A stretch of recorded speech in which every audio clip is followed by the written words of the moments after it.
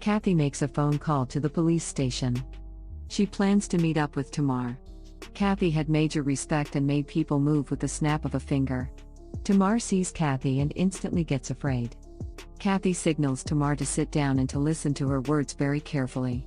Tamar grabs the phone and says, "Hey Kathy. It's good seeing you, how you been doing?" Kathy says, "Bitch, why the fuck would you send some strangers to my office like that? You gon' make me come behind the glass and hurt you. Why didn't you follow the plan like I told you, Tamar? That's your fucking problem, you da hard-headed. You went in there trying to fuck Brian instead of following the plan." Kathy looks at the police officer and says, "Cut all the power and the cameras, Tamar. You weren't supposed to go in there and catch feelings. You had a simple task from me and couldn't even do that correctly. Tamar, what the fuck is going on with you lately?"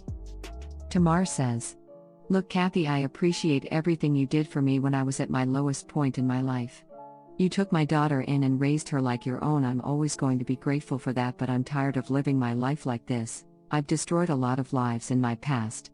Kathy gets pissed off and says, "Look Tamar, you don't have a choice at this point. If it wasn't for me, your black ass would have been in jail for putting Tamara in that dumpster. I'm going to give you one more chance to make this right, Tamar. If you fuck this up, I'm going to kill you. Your sister Melissa is trying to take Tamara away from me, and I'm not going to let that happen legally. If Brian is the biological father, he'll be granted custody, but I have a plan. You need to do exactly what I tell you to do, Tamar." Kathy tells Tamar the plan and Tamar says, "No, I won't do it, Kathy. This has gone far enough." Kathy looks at the officer and says, "Do it." The officer grabs Tamar by the hair and points his gun at her. "Tamar, this isn't a choice. Do you want me to tell this officer to pull the trigger?"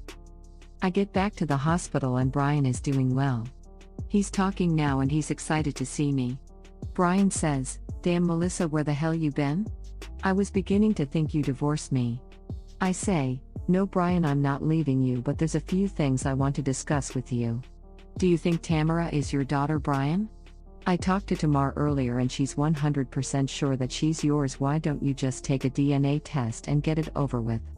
Brian shakes his head and says, "Melissa, some things are left in the past for a reason. You need to stop trying to play detective and comfort your husband." I say, "Comfort my husband? You don't need comforting, Brian. Do you know Tamara was found in a dumpster, Brian? What if Tamara actually is your daughter? How would you feel then?" Brian begins to get nervous and his face shows that he's hiding something.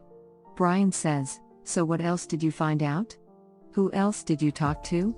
"Just Tamar, Brian. Why does it seem like you're getting nervous? Is there something that you want to tell me?" Brian says, "Nope, that's all I wanted to know, Melissa." I say, "There was another woman I spoke with at social services. Her name was Kathy. She told me the entire history and filled in a lot of holes." Brian's face instantly goes into deep thought. "Kathy? Is she the head supervisor at social services?" I say, "Yes, and the bitch was rude and very aggressive about Tamara." "Why, you know her or something? Was she an old fling or something, Brian?" Brian takes a deep breath and says, "No, she's my mother, Melissa." I spit my coffee out. To be continued.